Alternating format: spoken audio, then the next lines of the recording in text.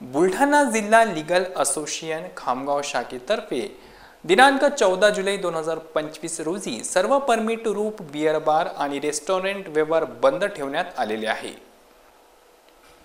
तसेच हे सर्व व्यवहार बंद ठेवून एसडीओ मार्फत जिल्हाधिकारी यांना निवेदन देण्यात आले।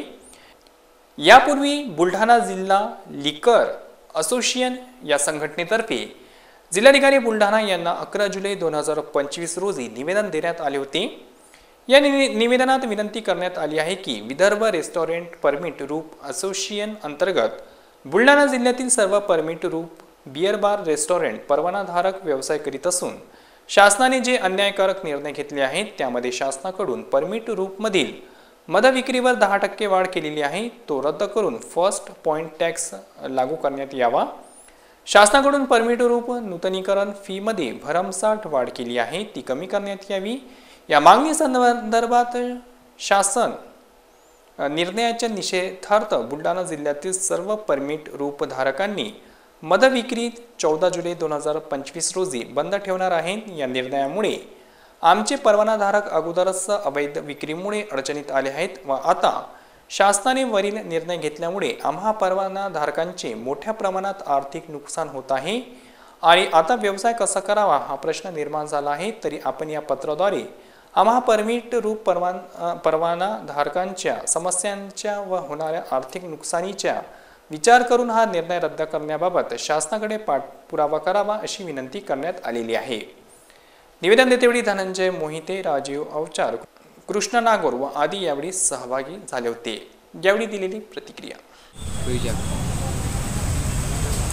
काय मागण्यासाठी आज तुम्ही निवेदन देणार आहे? काय मागणी आहे?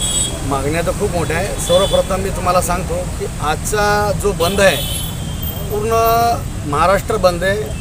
महाराष्ट्रातील सर्व परमिट रूम धारक, वाईन बार धारक आज शासनाने जे विविध प्रकारचे या 2-2.5 महिन्यामध्ये आम्हाला टॅक्स वाढवलेले आहेत त्याच्या निषेधार्थ आज पूर्ण महाराष्ट्र बंद असून त्या महाराष्ट्रामध्ये आमचा बुलढाणा सुद्धा जिल्हा पूर्ण परमिट रूम बंद आहे। मागण्या काय आहे तुमच्या नेमक्या? मागण्या पूर्ण झाल्या आमच्या अशा आहेत की आम्हाला जो 10% कर वाढवलेला आहे तो आमच्या निव्वळ नफ्यामधून चाललेला आहे। दुसरी गोष्ट जी आमची नूतनीकरणची फी असती ही दरवर्षी 5 ते 3% वाढत असते, यावर्षी ती 15% वाढवलेली आहे। आणि सध्याच पाहत असाल तुम्ही इलेक्ट्रॉनिक मीडियामध्ये की शासनाने 60% दारूचे भाव वाढवलेले आहेत।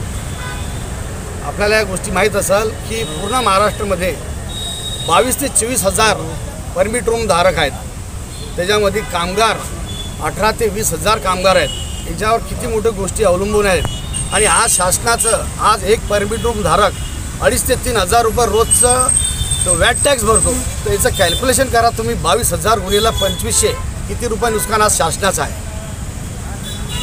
आज संपूर्ण जिल्हा कडकडीत बंद असून आम्ही शासनाचा निषेध करत आहोत।